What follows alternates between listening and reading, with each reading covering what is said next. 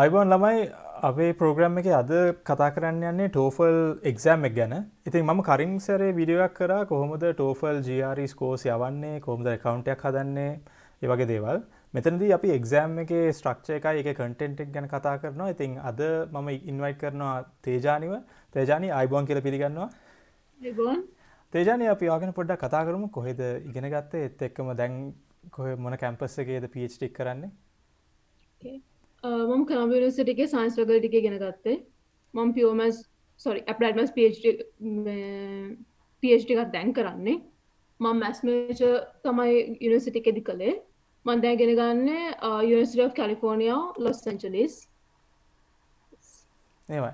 thank you ඔයාගේ time එකට මේ අපි නම් පටන් ගමු. මම කතා කරන්න යන්නේ TOEFL exam එකට prepare වෙන්න practice test කරන විදිය ගැනයි.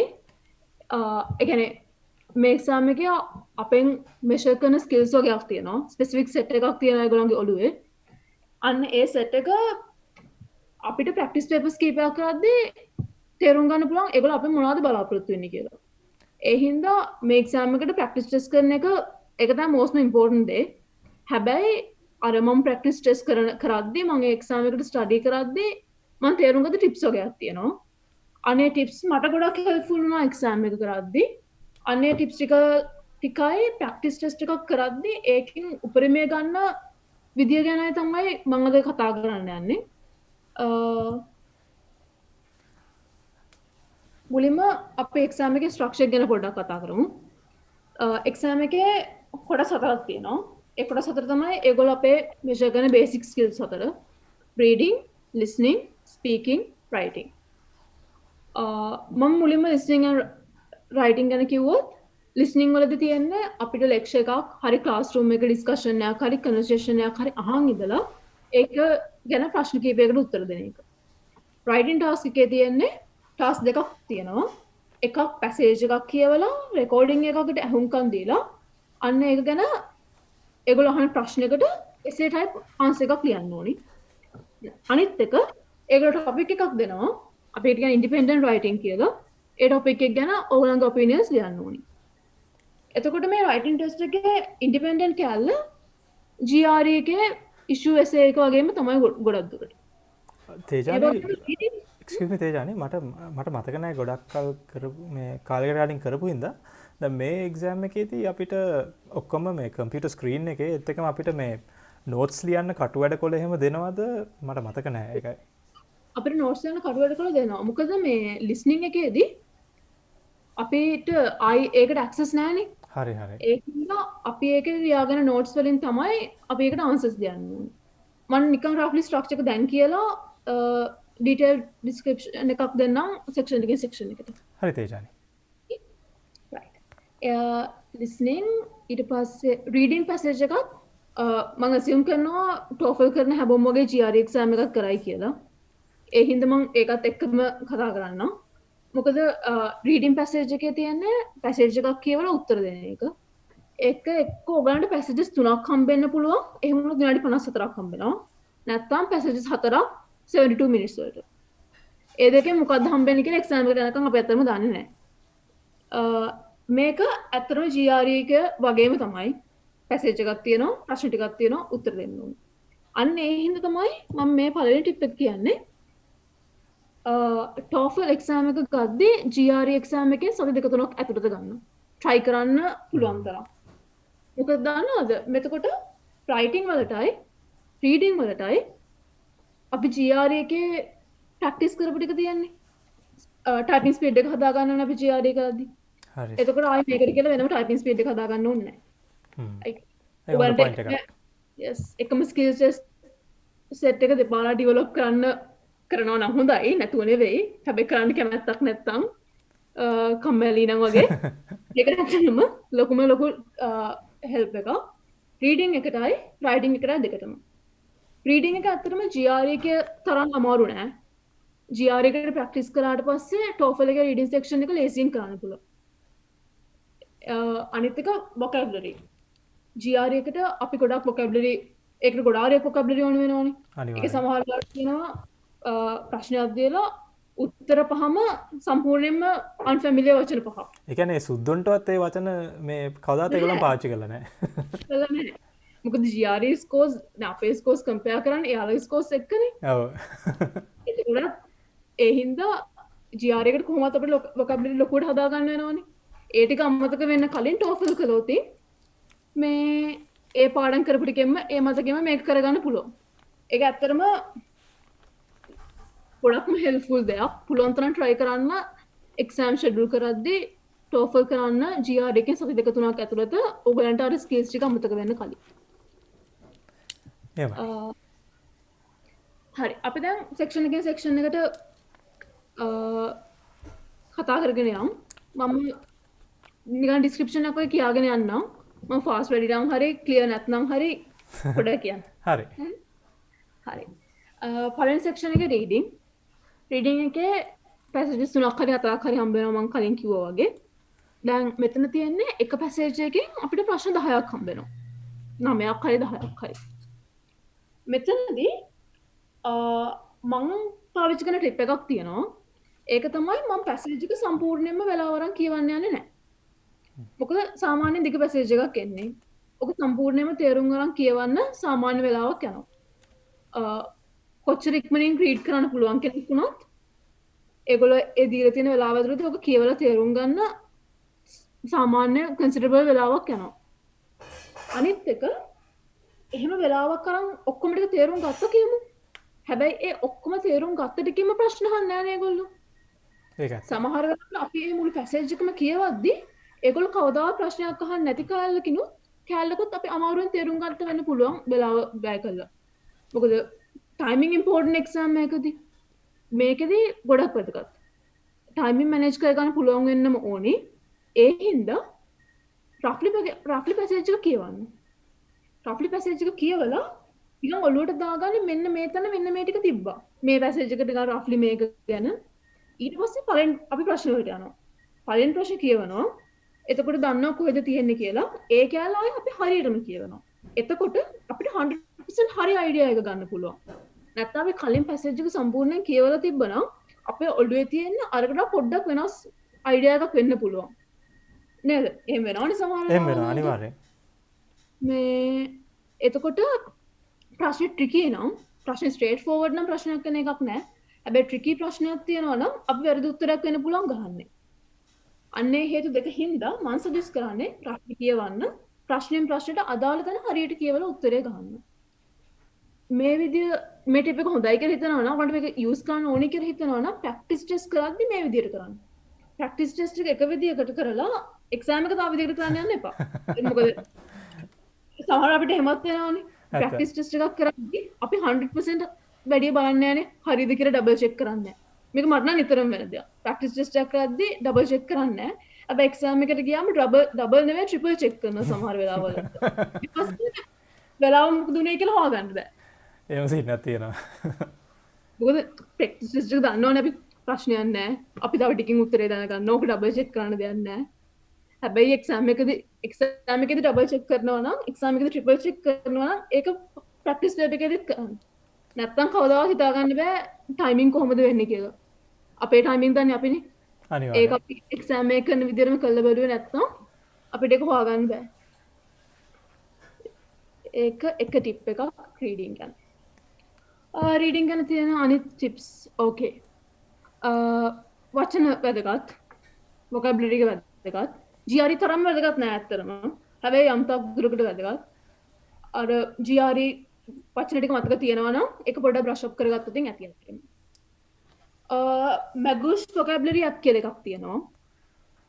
ඒ ඇප් එක GRE වලටත් ඇප් එකක් තියෙනවා, TOEFL වලටත් ඇප් එකක් තියෙනවා.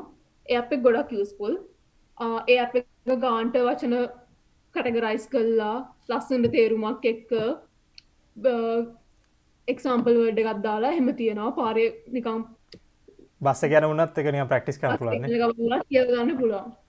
ඒක අර සමහරවිට අර පොඩි වෙලාවල් තියෙන පැයක් විතර තියෙනවා. වෙන වැඩක් කරගන්නත් බෑ. වෙලාව අන්න ඒ වගේ අර මුකුත් කරන්න නැති වෙලාවල් තියෙන. අන්න ඒ වගේ වෙලාවල් හොඳයි. ඇත්තට මේ ඇප් එක යූස් කරන්න. ෆෝන් එකේ තියෙන ෆෝන් එක අපි ගාව හැමතිස්සෙම තියෙනවා. මම ඒ ඇප් එක දාලා තියෙනවා අන්තිම රෙෆරන්ස් ස්ලයිඩ් එකේ. ඒක ගොඩක් වැදගත්. අනිත්තක අපි තාකරපු දෙයක් තමයි අපි මමයි මගේ යාළුවයි GRE TOEFL words පාඩම් කරද්දි අපි යාළුවෝ අතර එක යාළුවෝ කෙනෙක් එක funny sentences හදුවා අර වචන දාලා. හරි. අර එතකොට ඒක ඒ වචන තාම මතකයි. අනිත් වචන ටික මතක නෑ. හැබැයි ඒ වචන ටික තාම මතකයි. හරි. ඒවා ඒක හරිම ෆන් විදියක් මේ මොකද මම හිතන්නේ වගේ යාළුවගේ එක එක කැරක්ටර්ස් මේ වලට අදාළ මේ සෙන්ටන්ස් එකක් හදනවානේ. එයා කැරක්ටරිස්ටික් එකට අදාළ ඇත්ත සෙන්ටෙන්ස් එකක් හදන්න. එතකොට අමතක වෙන්නේ නැහැ මොකක්ද ඒක මීන් වෙන්නේ කියලා කීයටවත්. ඒක හරිම ෆන් වැඩක් කරන්න. මොකද අර වචන ගානක් පාඩම් කරද්දී එපා වෙනවනේ. ඒක තමයි. පාඩම් කළ පුරුද්දක් නැත්තම් අර මෙමරයිස් කරන්න පුළුවන් අය ඉන්න මෙමරයිස් කරන්න බැරි අය ඉන්නවනේ ඇත්තටම. මෙමරයිස් කරන්න බැරි නම් මේක ගොඩක් හොඳයි ඇත්තටම. ඊට පස්සේ තව වැදගත් ටොපික් එකක් තමයි මේක තියෙන්නේ පැසේජ් එක තියෙන්නේ අපි දන්න ටොපික් එකක් ගැන නම්. ඊළඟ ටිප් එක. පැසේජ් එක තියෙන්නේ අපි දන්න නැති දෙයක් ගැන නම් මේක කවදාවත් ප්‍රශ්නයක් වෙන්නේ නැහැ. හැබැයි අපි දන්න එකක් ගැන නම් අපි දන්න දේවල් අමතක කරලා ඕනේ අපි උත්තර ලියන්න. හරි හරි දැන් මට තේරෙනවා. මොකද එයාලා මෙෂර් කරන්නේ අපේ නොලෙජ් එක නෙවෙයි මෙතන. එයාලා මෙෂර් කරන්නේ අපිට පැසේජ් එක කියවලා ඒකේ තිබ්බ දේ අන්න ඒක තේරුම් ගන්න පුළුවන්ද කියලා. නෑ මට ඔක වෙනවා මොකද අර දන්න ටොපික් එකක් කියද්දී අර එකපාරට zone out වෙනවනේ. ඒක තමයි. ඒ අපි පැසේජ් එකේ කියවෙන්නේ මොනවද? අපේ ඔළුවේ තියෙන මොනවද කියලා අපි දන්නේ නැහනේ. අම්බෝ ඒක බානකයි. ඔපිනියන්ස් අපේ ඔපිනියන් එකට වඩා වෙනස් ඔපිනියන් එකක් වෙන්න පුළුවන් පැසේජ් එකේ තියෙන්නේ. හැබැයි එහෙමයි කියලා අපේ ඔපිනියන් එක තෝරලා හරියන්නේ නැහනේ. ඒක ඇත්ත ඒක ඇත්ත. ඒක එක්ස්පෙක්ට් කරන්නේ. අන්න ඒක අපි එක්සෑම්යක් කරද්දී අර ඒගොල්ලෝ මෙෂර් කරන්නේ මොකද්ද කියලා දැනගෙන ඒකට උත්තර දෙන්න ඕනේනේ. අනිවාර්යෙන්. දැන් අපේ නොලෙජ් එක කොච්චර තිබ්බත් ඒක අමතක කරලා එයාලා දීපු දෙයින් උත්තර දෙන්න එක තමයි කරන්න ඕනේ. මේක වෙන්නේ ඇත්තටම අවාසනාවට වගේ දන්න ටොපික් එකක් ගෙන આવොත් තමයි. සම්පූර්ණයෙන්ම දන්නේ නැති ටොපික් එකක් ගෙන આવොත් කිසිම ප්‍රශ්නයක් නැහැ. මං හිතන්නේ රීඩින් සෙක්ෂන් එක ගැන මට එච්චරයි තියෙන්නේ කියන්න. මං කිව්ව දේවල් ක්ලියර්ද මොනවා හරි? ඔව් තේජානි ගොඩක් පැහැදිලි. ඕකේ. ඊට පස්සේ ලිස්නින් සෙක්ෂන් එක. ඕකේ. මම මේ ස්ලයිඩ් එකේ දාලා තියෙනවා වගේ ගොඩක් මූවිස් ෆිල්ම්ස් බල බල වෙලාව නාස්ති කරපු කෙනෙක් නම් ඔන්න ඒකෙන් වාසියක් හම්බෙන එක වෙලාවක්. එකම වෙලාවක් මාර වෙලාවකට. ඉංග්‍රීසි මූවිස් වගේ බලනවා නම් ගොඩක් වෙලාවට ඇක්සන්ට් එක ඇහිලා පුරුදු ඇති. හැබැයි සමහරවිට සබ්ටයිටල්ස් දාගෙන බලන්නේ ඒ හින්දා එච්චරටම අර දැන් අපි ඉංග්‍රීසි වලින් ලෙක්චර්ස් අහන් හිටියට කැම්පස් වල අපි අහන්නේ සිංහල කෙනෙක් ඉංග්‍රීසි කතා කරන හැටිනේ. අන්න හරි. අර සිංහල කතා කරපු එක්කෙනෙක් ඉංග්‍රීසි කතා කරද්දී ඉපදිච්ච දවසේ ඉංග්‍රීසි කතා කරපු මිනිස්සේ ඉංග්‍රීසි කතා කරද්දී එහෙම නැත්නම් චයිනීස් වගේ එක්කෙනෙක් ඉංග්‍රීසි කතා කරද්දී ඔය ටික ඔක්කොම සම්පූර්ණයෙන් වෙනස්. මට තාමත් මෙහි සමහර ප්‍රොෆෙසර්ස්ලා කියන දේවල් තේරෙන්නේ නැහනේ. වලින් ආවම තේරෙන්නේ නැහැ කිසිම දෙයක්. මට ඒක නිකන් සෙමෙස්ටර් එකක් ගියා මේ පුරුදු වෙන්න මිනිහා ඒ කියන්නේ මිනිහා මේ ස්පැනිෂ් ඔරිජින් ඒ කියන්නේ ආජන්ටිනාවේ ඩයල්ලා. ඉතින් මිනිහා ඒ ලෙක්චර් එකේම මට අර හෙන වෙලාවක් යනවා කියපු දේ ටිකක් අර ට්‍රාන්ස්ලේට් කරන්න. මම චයිනීස් ප්‍රොෆෙසර් කෙනෙක්ගෙන් ලෙක්චර් එකක් ගත්තා මේ සෙමෙස්ටර් එකේ. ලෙක්චර් එක ඉවර වෙනකම් මම බෝඩ් එකේ තිබ්බ දේවල් විතරයි ඉගෙන ගත්තා. හරියට හරි. අන්න ඒ වගේ සිටුේෂන් එකක් තමයි මෙතනක් තියෙන්නේ. ඉංග්‍රීසි ඇක්සන්ට් එක පුරුදු නැත්නම් පොඩ්ඩක් අමාරුයි තේරුම් ගන්න මොනවද කරන්න කියලා. මේ සෙක්ෂන් එක නම් අර ගොඩක්ම ප්‍රැක්ටිස් කරන්න ඕනි සෙක්ෂන් එක. මොකද මේකේ තියෙන ස්කිල් එක සාමාන්‍යයෙන් අපි පාවිච්චි කරන ස්කිල් එකක් නෙවෙයි. අපි ලෙක්චර්ස් වලට යනවා අහන් ඉන්නවා තමයි. හැබැයි ඊට පස්සේ අපිට ලෙක්චර් නෝට්ස් තියෙනවා. ඔන්න ඉන්ටර්නෙට් එකට ගිහලා සර්ච් කරන්න පුළුවන්. නැත්නම් පොතක් හොයාගන්න පුළුවන් ඒ ටොපික් එක ගැන. ලෙක්චර් එක අහන් ඉඳලා ඒ නොලෙජ් එකෙන් විතරක් සාමාන්‍ය එක්සෑම්ස් ලියන්නේ නැහනේ. ඒක ඇත්ත. ඒකින්ද මෙතන තියෙන්නේ අහන් හිටපු එක විතරයි තියෙන්නේ අපිට. අහන් ඉන්න වෙලාවේ ඒගොල්ලෝ රෆ් ෂීට්ස් දෙනවා. අපි නෝට් ඩවුන් කරගන්න ඕනේ වැදගත් දේවල්. අන්න එතෙන්දී ගොඩක් ඉම්පෝටන්ට් පොයින්ට්ස් කීපයක්ම තියෙනවා. එකක් තමයි අර unbelievably fast ලියන්න බැරි නම් අර කියන ඔක්කොම දේවල් ලියා ගන්න බෑ. අපිට ලෙක්චර් එක දුනොත් කියන හැමදේම ලියා ගන්න බෑනේ. කොච්චර හිමෙන් කිව්වොත්. ඒක තමයි. මෙතනදී අපි අහන් ඉන්නත් ඕනේ. අපි කිසි දෙයක් මිස් කරන්නේ නැතුව අහන් ඉන්න ඕනේ. මොකද අපිට මිස් වෙන දේ වෙන්න පුළුවන් ප්‍රශ්නේ ඉන්නේ. මිස් වෙන්නේ නැතුව සෝරි තේජානි මේක එකපාරයිද කියන්නේ නැත්නම් දෙපාරක් කියනවද? එකපාරයි. එකපාරයි. වව්. හරි හරි. එකපාරයි කියන්නේ අන්න ඒ පාර හොඳට අහන් ඉඳලා වැදගත් පොයින්ට්ස් ටික ලියා ගන්න ඕනේ. ඒක තමයි ප්‍රැක්ටිස් මේකට ගොඩක් ප්‍රැක්ටිස් එක වැදගත් වෙන්නේ. අපිට ප්‍රැක්ටිස් ටෙස්ට් එකක් කරද්දි තේරෙනවා අපිට ෂේප් එකේ මොනවද මතක හිටින්නේ ලියන්න. කොච්චර දේවල් ලියලා ලියන්න පුළුවන් හම්බෙනවා. අපි ඒක දැනගෙන ඕනේ එක්සෑම් එකට යන්න. අනිවාර්යයෙන්ම. ඒක දැනගෙන එක්සෑම් එකට ගියාම අපි හරියටම දන්නවා කොයි වගේ පොයින්ට්ස්ද ලියා ගන්න ඕනේ. මට කොච්චර පොයින්ට්ස් කොච්චර වේගෙන් ලියා ගන්න පුළුවන්ද? ඉතුරු ටික කනට ඇහිලා හරි තියෙන්න බෑ. නැත්තම් වෙන්නේ එක වාක්‍යයක් හරියටම ලියා ගන්නවා. ඒක පිච්චර් පර්ෆෙක්ට් තියෙනවා ග්‍රැමටිකලිත් හරි. හැබැයි ඊළඟ සෙන්ටෙන්ස් එකේ මොනවද කිව්වේ කියලා දන්නේ නැහැ. ඒ සිටුේෂන් එක හරියන්නේ නැහැ. අන්න ඒ හින්දා ගොඩක් ප්‍රැක්ටිස් කරන්න වෙනවා මේ සෙක්ෂන් එකට. මොකද මේක GRE වලට ප්‍රැක්ටිස් කරන ස්කිල් එකකුත් නෙවෙයි. සාමාන්‍යයෙන් අපි නිකන් ප්‍රැක්ටිස් කරන ස්කිල් එකකුත් නෙවෙයි. මේකටම ඉතින් ප්‍රැක්ටිස් කරගන්න වෙන ස්කිල් එකක් තමයි මේක. හරියටම try කරන්න ඕනේ ලෙක්චර් එකේ හරි කන්වර්සේෂන් එකේ හරි මොකද්ද මේන් පොයින්ට් එක. මොනවා ගැනද කතා කරන්නේ. එක්සාම් කියන්නේ උදාහරණයක් විදිහට අපි ලෝකින් සිද්ධියක් ගැන කතා කරනවා කියලා ඒ සිද්ධියට අදාළ රීසන්ස් තියෙනවානේ. ඒගොල්ලෝ රීසන්ස් කතා කරනවා. අපි හිතමු නැහැම නැතුව සතෙක් ගැන කතා කරනවා කියලා. ඒ සතෙක්ගේ මොනවද ඇගේ තියෙන ගති ලක්ෂණ මොනවද? ඒ සතාගේ කැරක්ටරිස්ටික්ස් මොනවද? අන්න එහෙම ටොපික් එකට අදාළ මොනවද කියලා අපි තේරුම් ගන්න ඕනේ. මේ ටොපික් එකට අදාළ වැදගත්ම දේවල් මොනවද? ඒව රීසන්ස් වෙන්න පුළුවන්, එක්සැම්පල්ස් වෙන්න පුළුවන්. අන්න ඒ ටික නෝට් ඩවුන් කරගන්න හරි නැත්නම් ඔළුවේ තියාගන්න හරි කොයි විදිහකින් හරි අපි මතක තියාගන්න ඕනේ. ඒක තමයි වැදගත්ම දේ. මේකට නම් ඇත්තටම ෂෝට් කට් එකක් නැහැ. පුළුවන් තරම් ප්‍රැක්ටිස් කරන එක තමයි කරන්න වෙන්නේ. මොකද අපි ඇක්සන්ට් එක පුරුදු වෙන්න ඕනේ. සමහරවිට අපිට ඔක්කොම දේවල් ඇහෙන්නේ නැහැ. හැබැයි කන්ටෙක්ස්ට් එකෙන් කිව්වේ මොනවද කියලා තේරුම් ගන්න පුළුවන්. අන්න ඒ වගේ දේවල් ප්‍රැක්ටිස් එකත් එක්ක එනවා. තේජානි මේගොල්ලන් අපිට පැන්සලක් දෙනවද නැත්නම් අපිට පුළුවන්ද ගෙනියන්න? පැන්සලක් දෙනවා. හරි හරි. මට මතක විදිහට පැන්සලක් දෙනවා. අතරම එක්සෑම් එක කළා අවුරුදු දෙකකට විතර කලින්. ෆුල්ම ඩීටේල්ස් මතක නැහැ. මම දන්න තරමේ ඒගොල්ලෝ එක්සෑම් හෝල් එකට පැනක් පැන්සලක් කොලයක් මුකුත් ගෙනියන්න දෙන්නේ නැහැ. ඒක ඇත්ත. ටොප් එක්සෑම් එකට යද්දි. ඒගොල්ලෝ ඔක්කොම දෙනවා මට මතක විදිහට.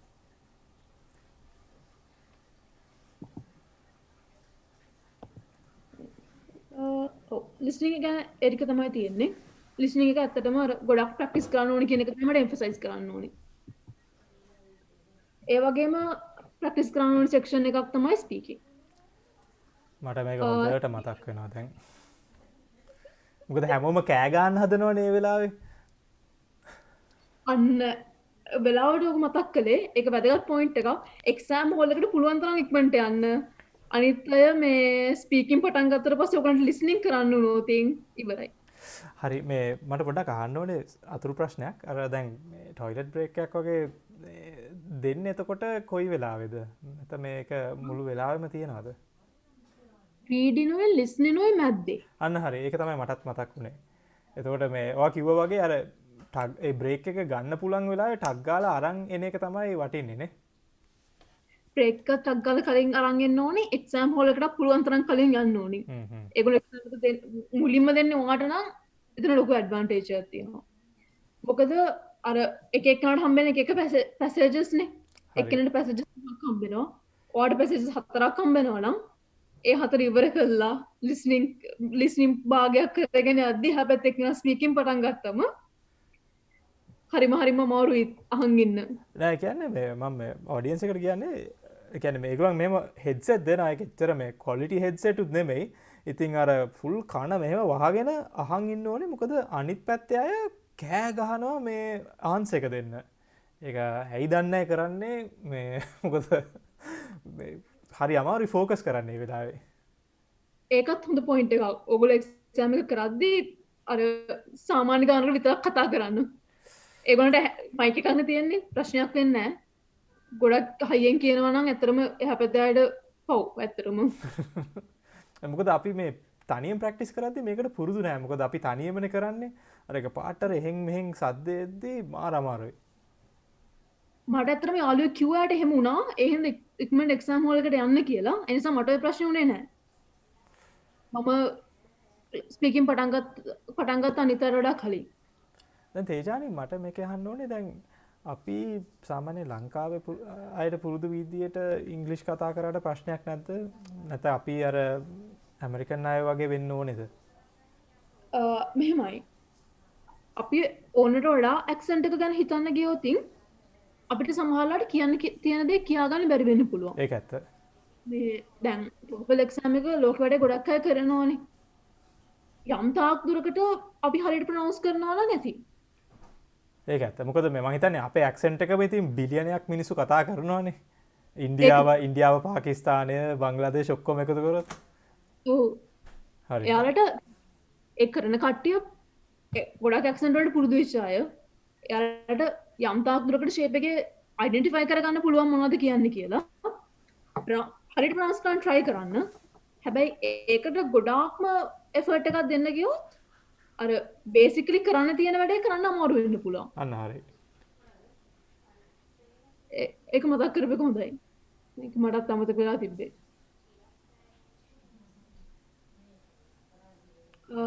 ඊට පස්සේ අපි එක්සැම්පල් එකක් ගත්තොත් මෙතන දැන් මුලින්ම දෙනවා ෆැමිලි ටොපික් එකක් ගැන කතා කරන්න කියලා.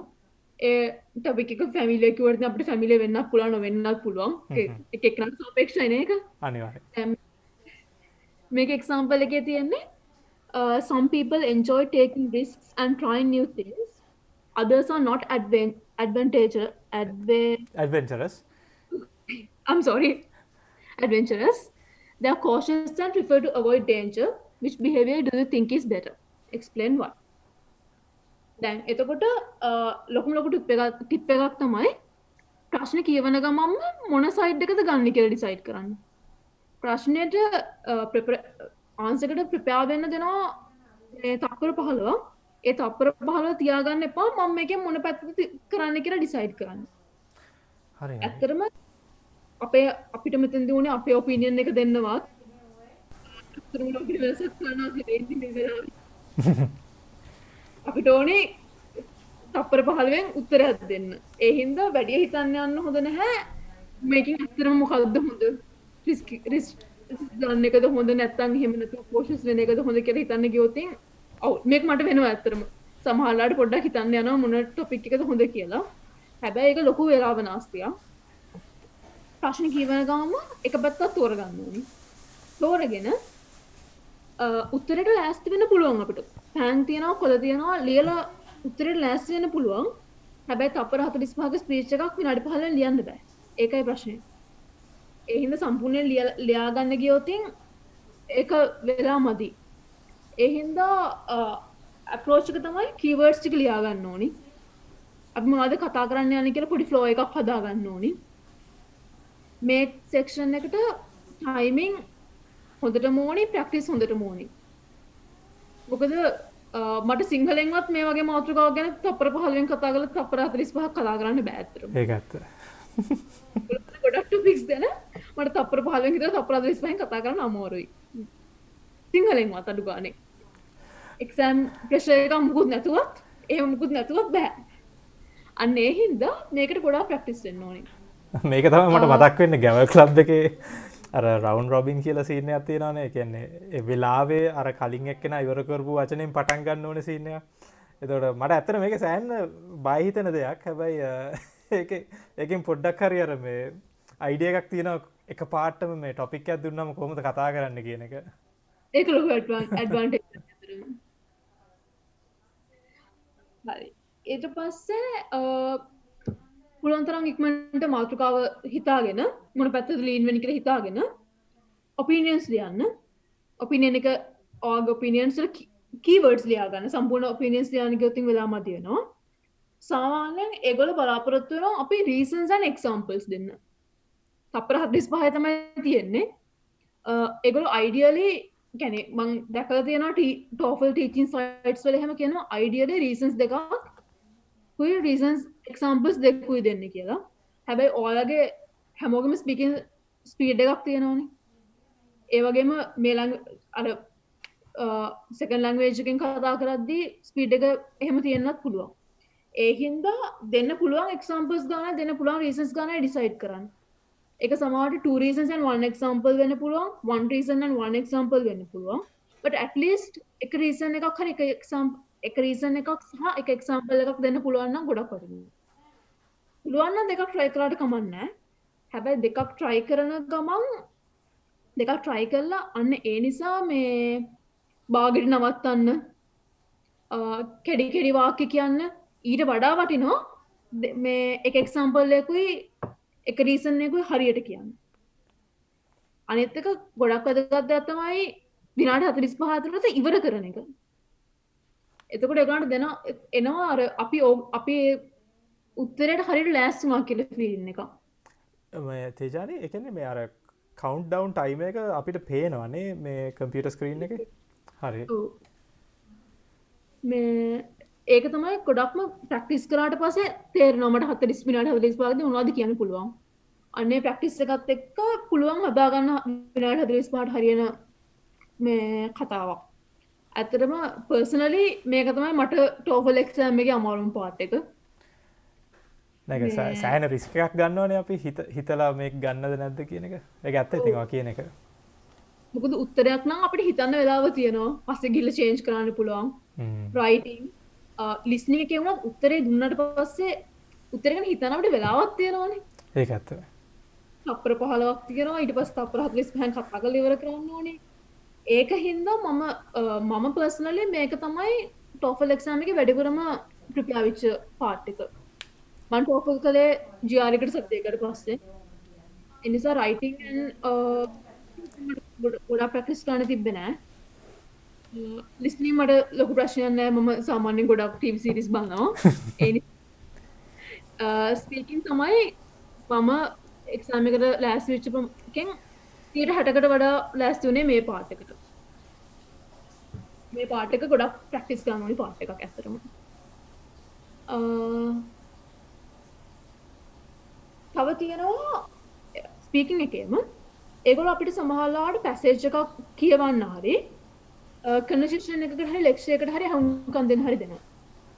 ඊට පස්සේ ඒක ගැන කතා කරන්න කියනවා. එතකොට මේකෙදිත් අර ලිස්නිං එකේ වගේම මේන් ටොපික්ස් ටික ලියා ගන්න ඕනි. ගොඩක් වෙලාවට මට මං කරපු එක්සැම්පල්ස් හැම එකේම වගේ තියෙන්නේ එක මිනිස්සෙක්ගේ මොකක් හරි දෙයක් ගැන ඔපිනියන් එකක් තියෙනවා. අපි අර ස්පීකින් එක්සැම්පල් එකම ගමු ඕන්න. හොඳයි. එයා කියනවා people should take risk. I tell this because කියලා එයා ඒ ඔපිනියන් එක ගන්න යට තියෙන රීසන්ස් එයාගේ එක්සැම්පල්ස් අන්න ඒව කතා කරනවා. අන්න ඒ වගේ කන්වර්සේෂන් එකක් තමයි ගොඩක් වෙලාවට අපිට හම්බ වෙන්නේ. ඒක ප්‍රැක්ටිස් ටෙස්ට් කරද්දී තේරෙනවා එක ස්ට්‍රක්චර් එකේ තියෙන මේ කන්වර්සේෂන්ස් ටිකක් යාලා දෙන්නේ. ඒ හින්දා අපිට හරියටම තේරුම් ගන්න පුළුවන් හරියට මොනවද නෝට් ඩවුන් කරගන්න ඕනි කියලා. ඊට පස්සේ මේ කතා කරන්න ඕනි ගැන ස්ට්‍රක්චර් එකක් අපිට හදා ගන්න පුළුවන්. ඒක එක්සැක්ට් සයන්ස් එකක් වගේ ස්ට්‍රක්චර් එකක් නෙවෙයි. පොඩි අර තේරුම් ගන්න පුළුවන් ස්ට්‍රක්චර් එකක් තියෙනවා. පොඩි ෆ්ලෝ එකක් තියෙනවනේ ඒකට. ඒ ස්ට්‍රක්චර් එක තේරුම් ගන්න පුළුවන් ප්‍රැක්ටිස් ටෙස්ට් ටිකක් කළාම. මේක ප්‍රිපෙයාර් කරන හොඳම දේ මම කලින් කිව්වාගේ ප්‍රැක්ටිස් කරන එක. මම කරේ මගේ ආන්සර්ස් මම රෙකෝඩ් කරනවා.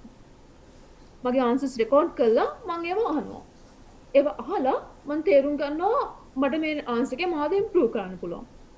කරලා මම ඒ ආන්සර් එකම ආයෙත් මාරක් රෙකෝඩ් කරලා අහනවා. මොකද මම හිතුවට ඕකේ මීට වඩා හිමින් යන්න ඕනි හරි මීට වඩා ෆාස්ට් යන්න ඕනි හරි මීට වඩා හොඳට වචන අතර පරතරය තියන්න ඕනි මොනවා හරි දෙයක් හිතුවට ඒක මට ප්‍රැක්ටිකලි කරන්න පුළුවන්ද නැද්ද කියලා ඩිසයිඩ් කරන්න ප්‍රැක්ටිකල් කරන්න පුළුවන්ද නැද්ද කියලා මම දන්නේ නැහැ ඒක මම කරලා බලලකම්. තේජාන් ඒක මේ ඇත්තට හොඳ පොයින්ට් එකක් වා කිව්වේ මොකද මේ ඒක මේ ස්පීචස් දෙන අය වුණත් කරන්නේ ඒගොල්ලන්ගේ රෙකෝඩින් එක බලලා ඉම්ප්‍රූව් වෙනවා. මොකද අර සමහර විට අපිට කිව්වහම තේරෙන්නේ නැහැ. හැබැයි ආයෙ පාරක් බලද්දි තමයි පේන්නේ අපේ වැරදි මොනවද කියලා. ඉතින් ඒක සෑහෙන හොඳ ටිප් එකක්. මම එකම ආන්සර් එක 5 පාරක් විතර රෙකෝඩ් කරලා තියෙනවා ඒ වගේ. මම ඇත්තටම රෙකෝඩ් කරන එක නවත්තන්නේ මට ඒ ආන්සර් එක ගැන මට සැටිස් වුණාම. එතකම් මම ඒක රෙකෝඩ් කර කර වැරදි හදා බලනවා. ඒක ඇත්තටම ගොඩක් උදව් වුණා. පළවෙනි ප්‍රශ්න ටික කරද්දි 5 පාරක් විතර රෙකෝඩ් කරන්න ඕනි. ඊට පස්සේ 3 පාරකින් විතර හරි එක්සෑම් එකට යද්දී සමහරට එක පාරක් දෙපාරක් රෙකෝඩ් කළාම මට සැටිස්ෆැක්ටරි ආන්සර් එකක් හම්බ වෙනවා. ඒක ඇත්තටම මං හිතනවා ඒක ගොඩක් හෙල්ප්ෆුල් කියලා. ඒක නියමයි. ඒක තමයි මාත් මේ ස්ලයිඩ් එකෙත් දාලා තියෙන්නේ. රෙකෝඩ් කරන්න ආපහු ඒවා ඕවර් ඇන්ඩ් ඕවර් අහන්න. උගන්ට ඔයගලගේ රෙකෝඩින් ඕනනම් පාර යන ගමන් හෙඩ්සෙට් එක දාගෙන බස් එක යන ගමන් උනත් අහන්න පුළුවන්. ඒ වගේම ප්‍රැක්ටිස් ආන්සර්ස් තියෙනවා. ඒ කියන්නේ සැම්පල් ආන්සර්ස් තියෙනවා. ETS සයිට් එකෙත් තියෙනවා. ETS සයිට් එක ඇත්තටම ඒක පුරා රිසෝසස් තියෙනවා. මම යටින් ලින්ක් එකක් දාලා තියෙනවා. අර ලින්ක් එකෙන් මේ ලින්ක් එකට ETS වෙබ්සයිට් එකට ගිහලා හොඳට හොයන්න ඕනේ. ඒ කියන්නේ ETS එකේ ප්‍රැක්ටිස් ටෙස්ට් කියලා ගියාට පස්සේ මෙන්න මෙහෙම පල්ලෙහාට ගොඩාක් තියෙනවා. මම ඒවා එකින් එක ටැබ් එකෙන් ඕපන් එක ටැබ් එකෙන් ටැබ් එක ඕපන් කරගෙන බැලුවා. මම කිසිම TOEFL වලට කිසිම මේ ප්‍රැක්ටිස් ටෙස්ට් එකක් පර්චේස් කළේ නැහැ. මට ETS එකෙන් ෆ්‍රී හම්බෙච්ච ටික ඇති වුණා. කියන්නේ පර්චේස් කරන්න ඕන නම් පර්චේස් කරන්න පුළුවන්. ඒක කොච්චර ප්‍රැක්ටිස් කරනවද කියන එක මත ඩිපෙන්ඩ් වෙන දෙයක්. හැබැයි ETS සයිට් එකේ ගොඩක් රිසෝසස් තියෙනවා අපි යූස් කරනවා නම්. ඒගොල්ලන්ගේ මේ ඔයාලට පුළුවන් වේද ස්ක්‍රීන් ෂෙයා කරලා ETS වෙබ්සයිට් එක අරක පෙන්නන්න කොහෙද මේක තියෙන්නේ කියලා? මෙන්න මේ ලින්ක් එක මම දාලා තියෙනවා මේ අන්තිම ස්ලයිඩ් එකේ. ඕකේ. පේනවද නේද? පේනවා. Prepare for the TOEFL IBT test. Courses, practice tests, guides and books. TOEFL Go app. මෙන්න මේ app එක ගැනත් මම දැම්ම අන්තිමට මේ app එක Play Store එකෙන් download කරගන්න පුළුවන්. ඒ app එකේ practice test එකක් තියෙනවා. තව speaking test කෙනෙක් section හතරෙන්ම එක test එක ගන්නෙත් තියෙනවා. wow මේ ඔක්කොම free resources නේ? ඔව් මේ ඔක්කොම free resources. ඉතින් practice test කියලා තියෙනවා. මේකේ මම ගාව පෙන් එක mouse point එක පේනවනේ? පේනවා. මෙතන reading practice sets, listening practice, speaking, writing මෙහෙම තියෙනවා. wow මෙතන තනිකරම TOEFL IBT free practice test කියලා full test එකක් තියෙනවා. මේ test එක ගොඩක් වැදගත්. මොකද ඒ test එකේ හැම ස්පීකින් එක්සර්සයිස් එකක් ඉවර වුණාමම sample answers තියෙනවා. sample answers තියෙනවා, high level answer එකක් තියෙනවා, intermediate level answer එකක් තියෙනවා, poor level answer එකක් තියෙනවා. අනේ තුන අහුවට පස්සේ තේරෙනවා ඇයි මේ answer එක poor කියන්නේ? මගේ answer එක poorද නැද්ද? මගේ answer එක මොන level එකේ තියෙන කියලා හොයාගන්න පුළුවන්. ඒකෙත් අර මං කිව්වා වගේ සමහර accent තියෙනවා ටිකක් තේරුම් ගන්න අමාරුයි. මොකද ඇමරිකන් or බ්‍රිටිෂ් accent විතරක් නෙවෙයි ඒකේ තියෙන්නේ. එහෙමද? ඔව්. ඒ මම හිතන්නේ actual students ලගේ answers වෙන්න පුළුවන්. මම ඒක හරියටම දන්නේ නැහැ. ඒක ඇත්ත. levels තුනෙන් answers තියෙනවා. ඒක ගොඩක් helpful. මේක නියමයි. මෙන්න මේ ටිකේ examples තියෙනවා. රීඩිං එකට නම් නැහැ. නමුත් රයිටිං එකට මම රයිටිං එකේ වෙනම ලින්ක් එකක් දැම්මා ඉන්නේ ඒ නිසා. මෙතන රයිටිං එකේ මම ඒක ගැන තාම ඩිස්ක්‍රයිබ් කරේ නැහැ. ඒ වුණාට ඒකට ආන්සර් කරන ටිප්ස් රෙස්පොන්ස් ටිප්ස් කියලා තියෙනවා ETS වෙබ්සයිට් එකේම. අන්න ඒ නිසා ETS වෙබ්සයිට් එක යූස් කරන එක මේ free resources ගොඩක් තියෙනවා ETS වෙබ්සයිට් එකේ. පර්චේස් කරන්න කලින් resources use කළා ඒකෙන් ඇතිනම් ඉතින් ඇත්තටම පර්චේස් කරන්න උවමනාවකුත් නැහැ නේ. ඒක ඇත්ත. මේකේ ගොඩක් වැදගත් ඒවා තියෙනවා ස්පෙෂල් අර sample answers අහන් ඉන්න පුළුවන් එක levels 3ක එක ගොඩක් වටිනවා. ඊට පස්සේ writing section එක. writing section එකේ task දෙකක් තියෙනවා. පළවෙනි task එක තමයි passage එකක් තියෙනවා. මුලින් මේ passage එක කියවන්න හම්බෙනවා. ඊට පස්සේ passage එක screen එකෙන් අයින් වෙනවා. lecture එකක් දෙනවා. ඒ lecture එක අහන් ඉන්න ඕනේ. ඊට පස්සේ lecture එක ඉවරයි. ආයිමත් passage එකට access තියෙනවා. විනාඩි 20ක් තියෙනවා මේ essay type answer එකක් ලියන්න. ප්‍රශ්නයකට answer එකක් විදිහට තමයි මේක අහන්නේ. මම ගා example එකක් තියෙනවා. ඉතින් නෑ sorry. example එක තියෙන්නේ independent writing වලට sorry. අර පැසේජ් එකක් එක්ක ඕන නිසා මට එක්සැම්පල් එකක් හොයාගන්න බැරි වුණා මේකට. ඕකේ. ඒගොල්ලෝ ප්‍රශ්නයක් අහනවා මේක නම් ක්ලියර් ස්ට්‍රක්චර් එකක් තියෙනවා.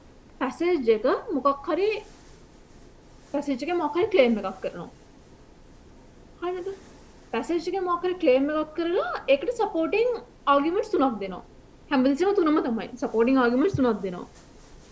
ඊට පස්සේ ලෙක්චර් එකේ අර ක්ලේම් එක ඩිස්ප්‍රූව් කරනවා. ඩිස්ප්‍රූව් කරන්න අර පැසේජ් එකේ තිබ්බ ක්ලේම්ස් තුන දෙන්නේ. ඒ ක්ලේම්ස් තුනට කවුන්ටර් පොයින්ට්ස් දෙනවා. හරිද? මෙන්න මේක තමයි මට පෙන්වන්න පුළුවන් මෙන්න මේ රයිටින් ප්‍රැක්ටිස් ටෙස්ට් එකේ මේ තියෙන්නේ points made in the reading, counter point made in the lecture. මෙතන තුනයි මෙතන තුනයි. ඔය තුන තමයි හැමදාම මොන එක්සැම්පල් එක දුන්නත් ඔපිනියන් ක්ලේම් එක විතරයි වෙනස් වෙන්නේ. ක්ලේම් එකයි points තුනයි වෙනස් වෙනවා. හැබැයි එක ක්ලේම් එකයි points තුනයි. ඕකම තමයි අහන ප්‍රශ්නේ.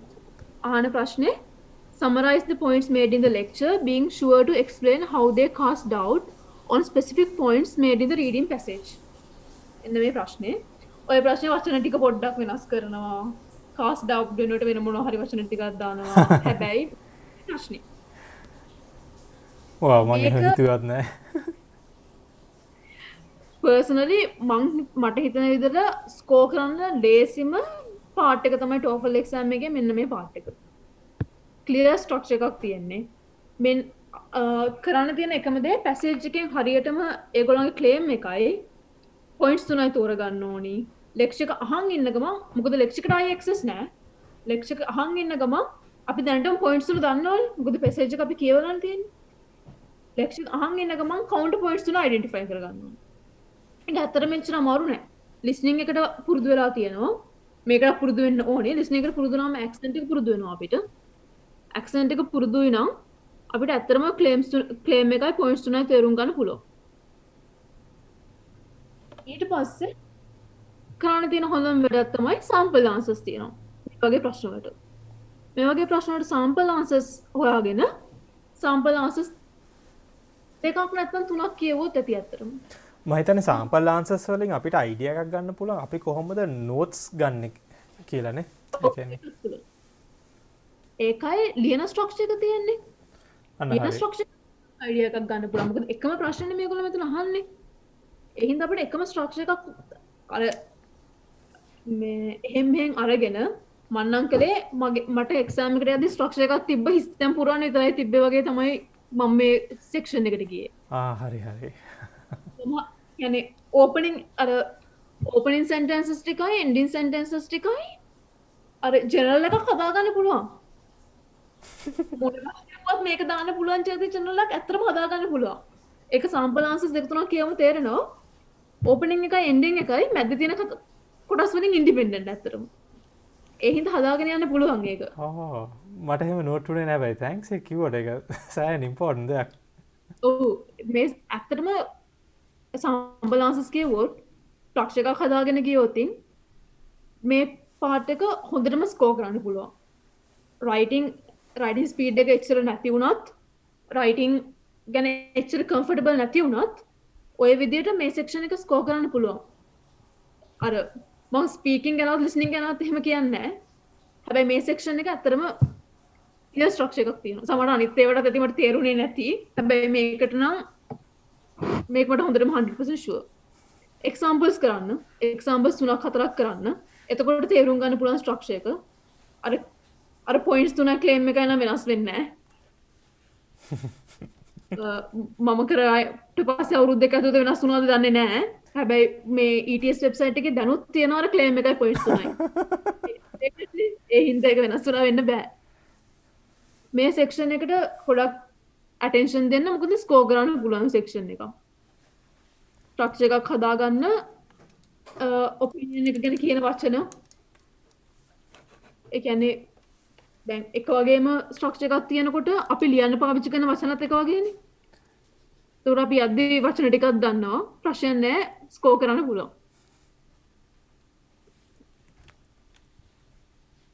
ඊට පස්සේ සෙකන්ඩ් ටාස්ක් එක ඉන්ඩිපෙන්ඩන්ට් රයිටින් ටාස්ක් එක.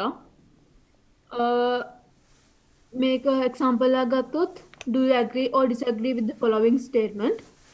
Television advertising directed toward young children aged 2 to 5 should not be allowed. Use specific reasons and examples to support your answer. මේක නම් reasons දෙකක් examples දෙකක්වත් දෙන්න ඕනේ. මොකද විනාඩි 30ක් තියෙනවනේ. නිකන් paragraph පහක්වත් shape එකේ තියෙන්න ඕනේ. මම කරන්නේ start එකක් ගන්නවා. එක reason එකකට එක paragraph එකකින් ලියන example එකක් එක්ක ඊළඟ paragraph එක ඊළඟ reason එක example එකයි. ඊට පස්සේ අර ටික ඔක්කොම එකතු කරලා ending එකක් ගන්නවා. එතකොට වචන ගානක් තියෙනවා. වචන ගාන නම් මං ගාව මෙතන නෑ. වචන ගාන ප්‍රැක්ටිස් ටෙස්ට් එකකදී බලා ගන්න පුළුවන්. එතකොට අර වචන ගානත් හරියනවා. හරියට රීසන් එකයි මේ එක්සැම්පල් එකයි ලියුවොත්. මේක අර ෆාස්ට් ටයිපින් ඉම්ප්‍රූව් වෙලා තියෙන එක වටිනව නේද තේජානේ? හරියටම වටිනවා. ඒක තමයි අර GR එකකින් පුළුවන් තරම් ඉක්මනට TOEFL කරන එකේ ලොකු වටිනකමක් තියෙන්නේ. මොකද නැත්තම් ආයෙත් පාරක් අර ටයිපින් ස්පීඩ් එක හදාගන්න වෙනවනේ. අනිවාර්යයෙන්. එහෙම සීනක් තියෙනවා. මේක ගොඩක් දුරට GR එකේ ඉෂුව essay එක වගේමයි. ඒගොල්ලෝ එච්චරම tough mark කරන්නේ නැහැ මං හිතන්නේ. නමුත් අර එකම විදියට තමයි යන්නේ. අර ප්‍රැක්ටිස් එකෙම මේකත් කරන්න පුළුවන්. ඉෂුව essay එකේ ප්‍රැක්ටිස් එකෙම මේ ඉන්ඩිපෙන්ඩන්ට් රයිටින් කරන්නත් පුළුවන්. ඒ වුණාට එක්සෑම් එකට කලින් ටයිප් කරලා අර සති දෙක තුන ඇතුළත ස්පීඩ් එක යන්න දෙන්නේ නැතුව වචන ටික අමතක කරගන්න නැතුව අර පොඩක් කේස් කීස් ටික බ්‍රෂ් අප් කරගත්තා නම් ස්පීකින් වලට ලිස්නින් වලට ලොකු අවධානයක් දෙන්න පුළුවන් ඒ සති දෙක තුන. මොකද ඒ ස්කිල්ස් තමයි අපි කලින් හදාගෙන නැත්තේ. ඒ ටික තමයි මම හිතන්නේ. තව මේ තියෙන්නේ රයිඩිං ස්පීඩ් එක තරම් ඉන්න එක වටිනවා. මොකද ගොඩාක් දේවල් ස්ට්‍රක්චර් කරගත්තට වැඩක් නැහැ. අපිට ඒ ටික ටයිප් කරගන්න බැරි නම්. ඒක ප්‍රැක්ටිස් එකෙන් එන්නේ. අපි යන්න කලින් දැනන් ඉන්න ඕනේ අපි ආන්සර් එක කන්ස්ට්‍රක්ට් කරන්න කොච්චර වෙලාවක් වැය කරනවද ටයිප් කරන්න කොච්චර වෙලාවක් වැය කරනවද කියලා. දැන් ආන්සර් කරන්න විනාඩි 20ක් තියෙනවා නම් මට හරියට රෙස්පොන්ස් එකක් ටයිප් කරන්න පැය කාලක් යනවා නම් මට විනාඩි 5කට වඩා ආන්සර් කන්ස්ට්‍රක්ට් කරගෙන ඉන්න බෑ. ඒක ප්‍රැක්ටිස් ටෙස්ට් එකක් කරලා හරියටම ඩිසයිඩ් කරගෙන යන එක වටිනවා. මම මෙච්චර වෙලාවක් ආන්සර් කන්ස්ට්‍රක්ට් කරනවා, මෙච්චර වෙලාවක් ආන්සර් ටයිප් කරනවා, මෙච්චර වෙලාවක් ආන්සර් රීඩ් කරලා වැරදි හදනවා. අනේක තේජානේ ඇඩ්වයිස් කරන්නේ ඔක්කොම ලියලා ඉවර වෙලා පස්සේ මේ වැරදි හදාගන්න එකද නැත්නම් මේ ඡේදෙන් ඡේදේ වැරදි හදාගෙන යන එකද? ඒක ඇත්තටම ඒක ඩිපෙන්ඩ් වෙනවා නේද? ඒක ඇත්තනේ. මම නම් ඉවර වෙලා කරන එක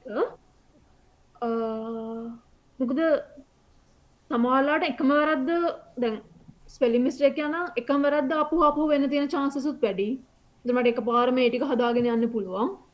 හැබැයි අර සමහරවිට පැරග්‍රාෆ් එකක් ලියලා ඊළඟ පැරග්‍රාෆ් එකට යන්න අමාරුයි නම් අරක වැරදි තියනවා කියලා ඔළුවේ තියෙද්දි ඒ වගේ වෙලාවට පැරග්‍රාෆ් එක කරන එක හොඳ වෙයි. ඇත්තටම ඒක නම් මට හිතෙන්නේ ගොඩක් ඩිපෙන්ඩ් වෙන දෙයක්. මම කොහොම හරි අර දැන් ඔයා කිව්වා වගේ විනාඩි 5ක් දෙනවා ඕගනයිසින් එකට. හැබැයි ඊට කලින් ඉවර වුණා නම් ටක් ගාලා පටන් ගන්න පුළුවන්. ඒත් එක්කම පැරග්‍රාෆ් එකට නිකන් විනාඩි 5ක් වගේ බ්ලොක්ස් වලට කඩන එක තමයි මම කරන්නේ. ඒකත් මේ හොඳ අප්‍රෝච් එකක්. මට හිතෙනවා ඒක හොඳ ඒක මගේ අප්‍රෝච් එකට වඩා හොඳයි කියලා. මේ මොකද එතකොට හරියටම දන්නවන්නේ මේ පැරග්‍රාෆ් එකට මෙච්චර වෙලාවක් තියෙන්නේ කියලා. අන්න හරි. මට හිතෙනවා ඒක ගොඩක් හොඳ අප්‍රෝච් එකක් කියලා. මට ඒක ඔක්කොම වෙලා තිබ්බේ නෑ ඇත්තටම. මම කලේ මේ කන්ස්ට්‍රක්ට් කරන්න මෙච්චරයි ලියන්න මෙච්චරයි කියලා හදාගෙන ගියපේ. මම හිතන්නේ දැන් අපි මේ වගේ වීඩියෝ එකේදී හැම view point එකක්ම share කරනවනේ. එතකොට audience එකට ලොකු idea එකක් දෙනවා I think. ඒක ඇත්තටම ගොඩක් important tip එකක්. ඒක ගොඩක් වටිනවා. පැරග්‍රාෆ් ගන්න ඩිසයිඩ් කරගෙන පැරග්‍රාෆ් එකටත් වෙලාව ඩිසයිඩ් කරගෙන යනවා. අර එක්සෑම් එකේ ගන්න තියෙන ඩිස්ටන්ස් ප්‍රමාණයත් අඩු වෙන්නේ. ඒක ගොඩක් වටිනවා. ඇත්තට තේජානි මේක වෙන්නේ ඔෆ් හෙන ෆෝකස් එකේ ඉන්නේ. ඉතින් ඔයාට ගොඩාක් පොයින්ට්ස් එනවා. ඉතින් ඔයාට අර මේ ඔයා තේරුම් ගන්න ඕනේ අර මේ එච්චර බැඳීමක් තියාගන්න නැතුව නිකන් පොයින්ට්ස් 3ක් 2ක් තෝරන්න. ඒ ඩිසිෂන් එක අරන් යන එක වටිනවා.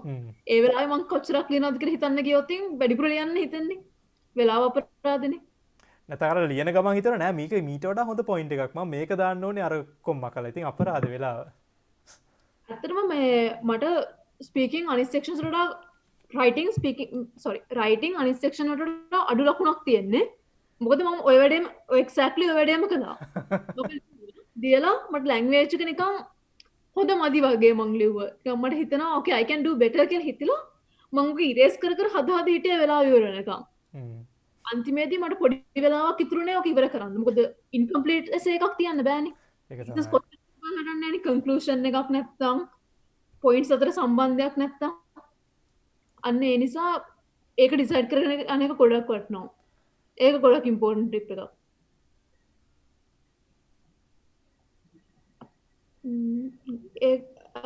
අනිත්තක තියන්නේ ආන්සක කන්ස්ට්‍රක්් කරද්දිත් ගොඩක් සම්පූර්ණ මාසක ලියන්න යන්න නැතුව කීවර්ඩ්ස් ටික විතරක් ලියා ගන්න. මොකද කොහොමද ටයිප් කරන්න ඕනේ. වෙලාව මේ නාස්තියන් නැති වෙන්න.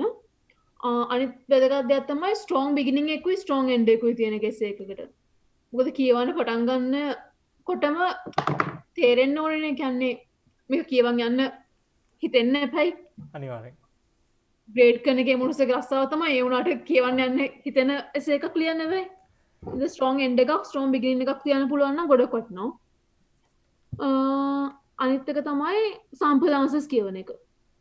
සම්පල් ආන්සර්ස් කියවන එක ලොකු ඉන්සයිට් එකක් හම්බෙනවා අපිට.